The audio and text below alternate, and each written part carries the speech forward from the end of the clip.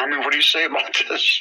The only thing that I really could get my hands around was that everything is still, because I've said everything is a dipole, and the only time you have magnetism is a dipole. It has to have polarities, which creates fields, which creates all of these little black and white spots. And see these down here, and all of these, and then there was these things on top of the moon, and I'm saying, what the heck is this? How could these be on top of the moon between us and looking at the moon? Because as far as I'm concerned, these are probably stars. Now, this is probably a planet. And the same thing here. This looks like a pyramid in space. I have no idea, to be perfectly honest, absolutely none. But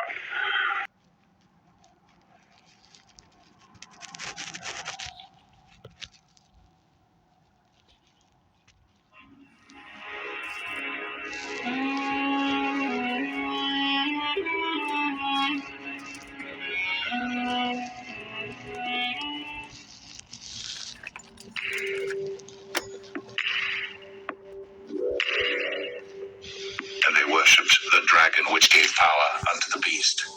And they worshipped the beast, saying, Who is like unto the beast? Who is able to make war with him? And there was given unto him a mouth speaking great things and blasphemies, and power was given unto him to continue 42 months. And he opened his mouth in blasphemy against God, to blaspheme his name and his tabernacle, and them that dwell in heaven.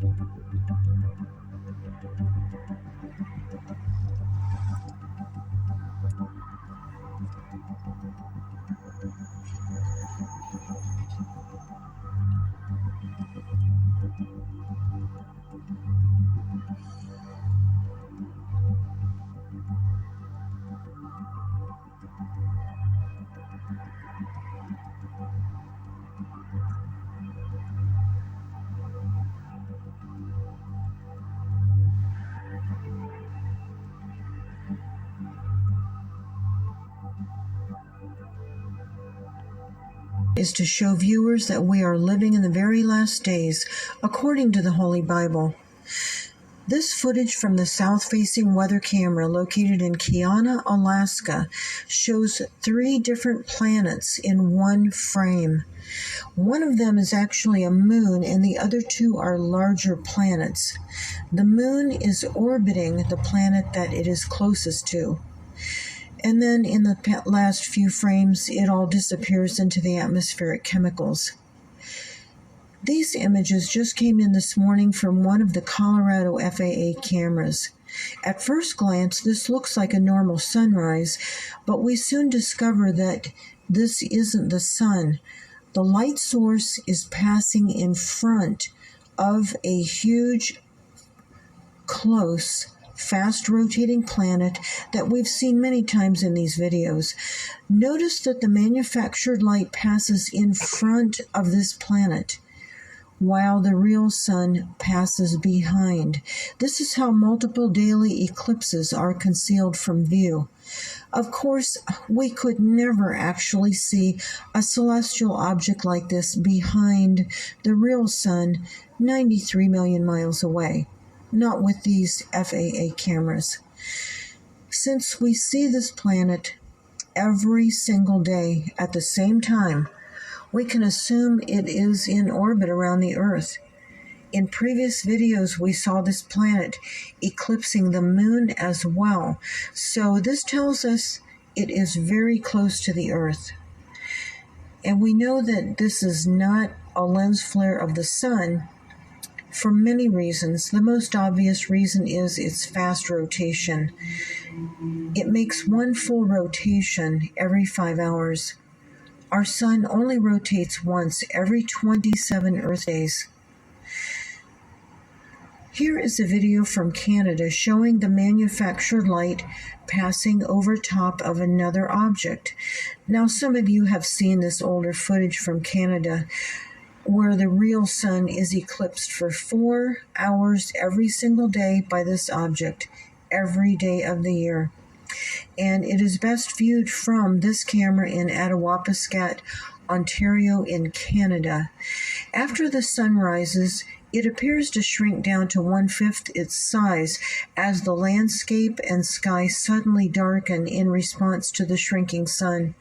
What's actually happening is that the real sun has now gone behind this mammoth object, as the manufactured light is now passing in front of this object for 4 hours every single day, while the real sun is eclipsed 4 hours a day, every day of the year. I've been watching this object for 4 years. And as you can see, the manufactured light illuminates what's behind it, making it possible for us to see this highly textured object, which is in a geosynchronous orbit around the Earth. Of course, we could never actually see something like this behind the real sun 93 million miles away. The light you are seeing that passes over top of this object every day is a manufactured light. If the FAA camera is pointing directly at the manufactured light, the center of the light generating equipment actually appears black and does cast a reflection upon water surfaces in many of these FAA images. This small manufactured light is relatively close to the Earth so that satellite imagery of the sun is not obstructed by it. It is synchronized to travel in front of the sun so that it cannot be seen as a separate light. So when you're looking at the sun, this is in front of the sun, actually very close to the Earth, but you cannot see it because of the glare. From Anchorage, Alaska, this manufactured light was seen flashing wildly as it traveled across the sky, as if it were in a possible state of malfunction. Be thankful this was not the real sun, or we would all be burnt to a crisp. The manufactured light is capable of producing a circular glare within seconds or minutes that can cover a massive portion of the sky in order to hide celestial. Please, how could anyone possibly believe this is the real sun? The camera in Black Rapids, Alaska, shows the manufactured light hidden behind a very Well, folks, that's what we're seeing here. Untold trillions have been spent on the technology to hide this inbound planetary system, pieces and parts of which we are seeing throughout these FAA images. Why all the secrecy? Well, the enemies of Christ do not want you to know how close to the end we are. The enemies of Christ. The enemies of the Creator, not Mr. C, because that word is pagan, does not want you to know what's going on. 1-12. Then the fifth angel sounded, and I saw a star fallen from heaven to the earth. To him was given the key to the bottomless pit. And he opened the bottomless pit, and smoke arose out of the pit like the smoke of a great furnace. So the sun and the air were darkened because of the smoke of the pit.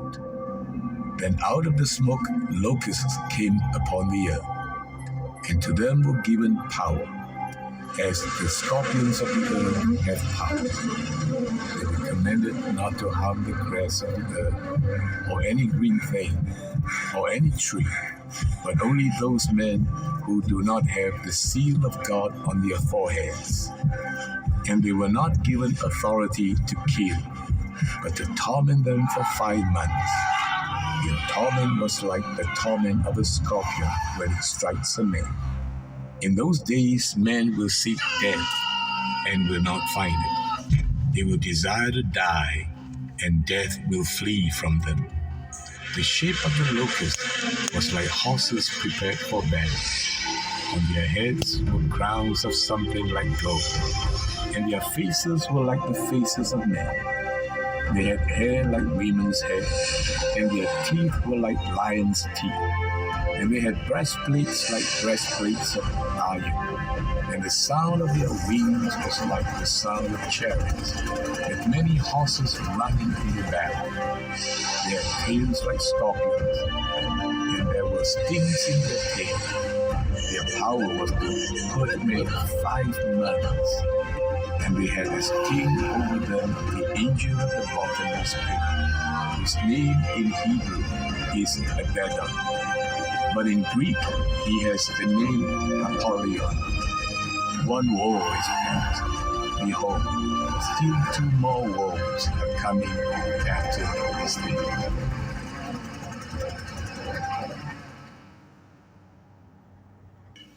This morning, we're looking at the stark choices, I call it.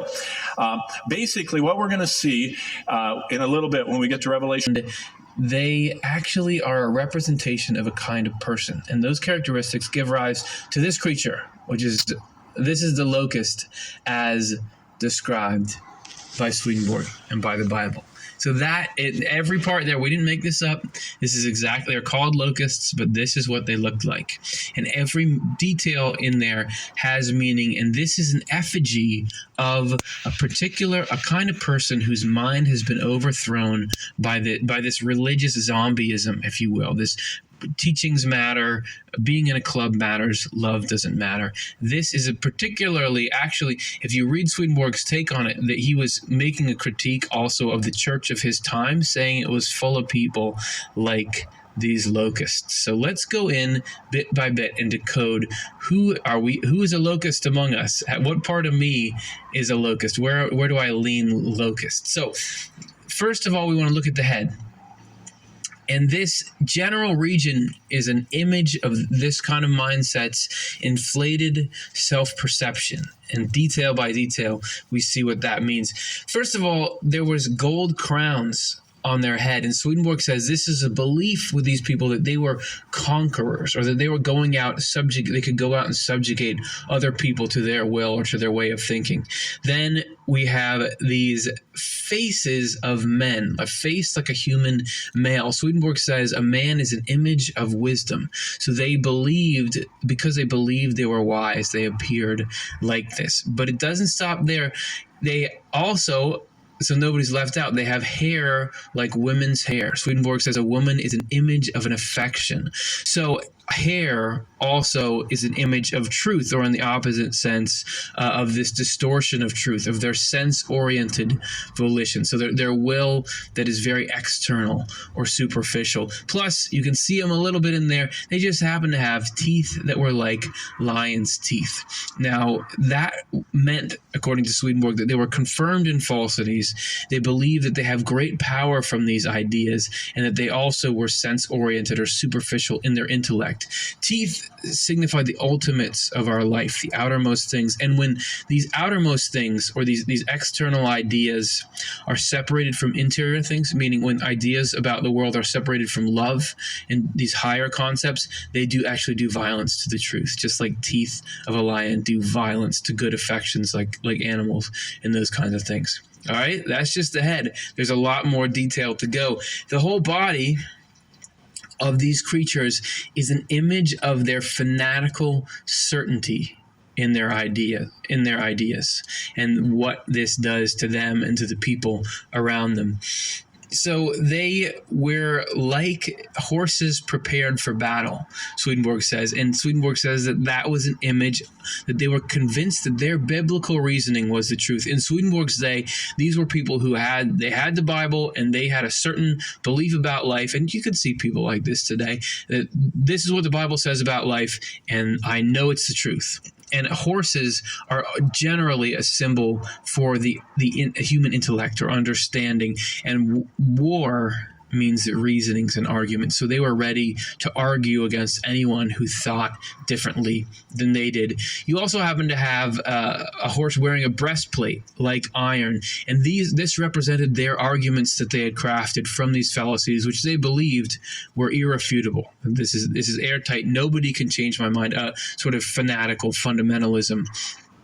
10 feet tall. This is handed down not only in the Bible. This is also handed down in Sumerian languages, that some of the gods had sex with humans and the offsprings were giants. Mythology is full of giants, and we have to look at these old myths with modern languages. Change the word of angel into extraterrestrial. In the beginning of time, extraterrestrials had sex with humans, and the product of this sexual contact were giants. Is it possible that as geneticists continue to decode the human genome, they will find that among our various hominid ancestors is a missing link to enormous beings from another world?